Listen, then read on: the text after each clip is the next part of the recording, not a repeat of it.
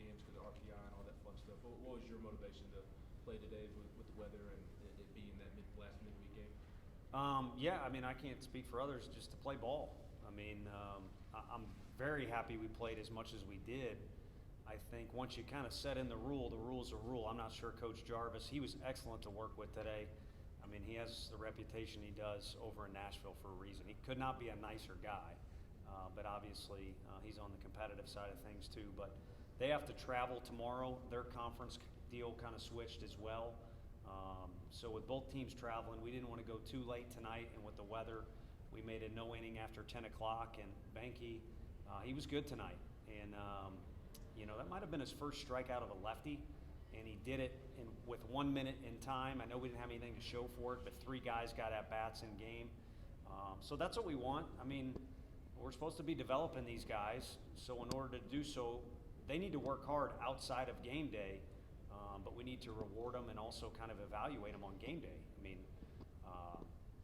that's how Hollis Fanning has put himself in the position that he has, is by being evaluated on practice day, that he's been working hard on those days, and then getting in front of us, and everybody else on a game day and throwing strikes, and obviously has good stuff too. So just want to play, man. Find out who's better is part of it, but on a Tuesday this late in the year, to me, it's kind of more about keeping guys involved and keeping them on track to develop. And with I think Sean sent me the stat with the 10-run rule thing. I know we lost over a game this year of innings, so that's a lot of at-bats that you'd like to see Ryan Miller get, and a couple more appearances that you'd like to see Fitzy or somebody get, J.J. Garcia. But we'll take what we got tonight. So maybe they'll let us add a game or two when those numbers start piling up for the 10-run rule for those people that like it. What can you say about how Hollis pitched today? He was outstanding. I mean, basically made it impossible to take him out of the game. Part of it was the score dictated that. You'd like to, hopefully at home, you'd like to separate yourself a little bit and create a little more flexibility where you can get guys in and out of there. But at that point in the game, he made it hard to take the ball out of his hand. And I was going to ask him how he was feeling, but the radar gun and the way he was throwing it kind of made it look like he was fresh. But in reality, he got as much work in as he could have, this week, because he's made a couple other appearances. But at the start of the day, after 5 innings, we're not playing them again, so it's over with if the rain comes and Jenkins comes in there basically for a save, because if it's only a 5-inning game, but it turned out what it was. What's all it's been like to sort of work with the past few years? I know sometimes guys step in and play right away. Sometimes guys kind of have to work their way through it and kind of get disappointed and then get better. What's he been like through the process? Yeah, I think he's always been the same guy mentality-wise around the park. He always likes to sing. I don't know how good of a voice it is, but he always likes to sing. He's not afraid to compete. He'll put in his work. He's a low-maintenance guy. And then on game day, there's just been varying results, I think, with varying personality.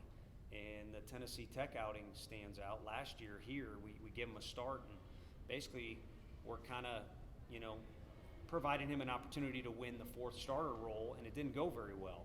And I don't think it went that way because he doesn't have good enough stuff or he wasn't trying hard. It's just some of these guys need to be out there and find their personality with 2 strikes, or coming out of the pen in a jam, or how they're going to handle a start in different situations that could come up in a game. That's experience. I mean, all these freshmen in this league are so talented. They can go out there and get it done. But you got to kind of be, with your cleats in the ground, feeling out or vibing out a situation to understand maybe a way you need to adjust or try something and see if it works or not. And I think right now he's found his game day personality. How encouraging was it to see Blake get a couple base hits tonight? What do you think the key is for him to get back on track in SEC play? I really think just to stay athletic in his swing. He gets, I say running at the ball, it may not make sense, maybe charging at the ball, but ultimately when he's athletic in his legs, it looks like a really pretty swing, and it also becomes a productive swing. And I think he and Coach E got in the cage and got after it, working on that in particular, but then also just some conversations around the park. It's something he wants to get better at. And again, it's a little bit of a feel. You look at how many at-bats he's tallied up last year combined with this year. There might be a guy out there in the country that's a leadoff guy, like a Jackson Gray for Kentucky, that leads off every game. he might have more at-bats just in this 1 year than Blake does in his entire career. And on top of that, he's got about 4 years on him age-wise. So, he's learning. He's getting better as he goes. Do you expect to have Dickie ready for this weekend? What was it like to have him at first base coaching? Strange, but he liked it, and after a while he started speaking up a little bit.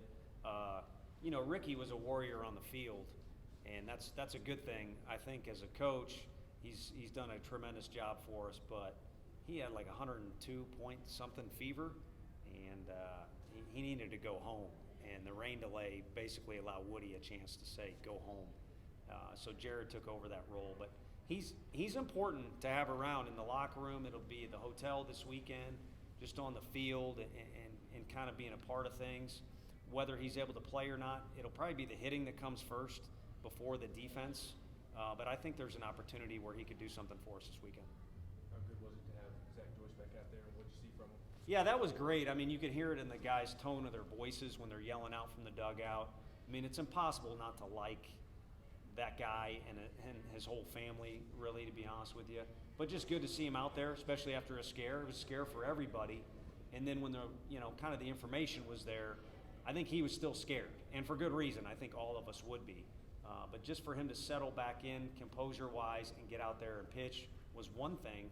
But to be able to pitch in some difficult situations, and if it's not so wet, Zane makes that play, and he has basically I don't want to say flawless, but a pretty dang good night.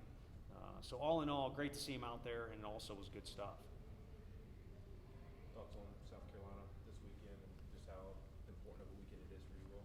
Yeah, I think they're playing right now, and every SEC game is weighted the same, but you'd like to make progress as the year goes on, and I can't speak for where they're at with everything. I know they've had some really good wins. They go into Fayetteville and win a game, which we were not able to, but I think there's no kind of beating around the bush. We need to go on the road and play better overall. Or if you really want to look at it, I think we need to pick up where we left off with our trip down to Georgia and kind of replicate that same mentality, same effort, and see where it gets us, and maybe pay attention to what are the one or two areas that maybe all of us, including myself, can do a little bit better over the course of the weekend. So finals will be over for everyone officially. I've kind of jumped the gun on that a little bit, but by the time we get on that bus, that'll be the case. We'll get in there, we'll do our normal pre-series practice that each of the teams do. We'll just start a day earlier, and the easiest or best way to try and win a series is to compete in the first game. But they're at home, it's a tough place to play. I'm sure they expect to hold court or hold serve there.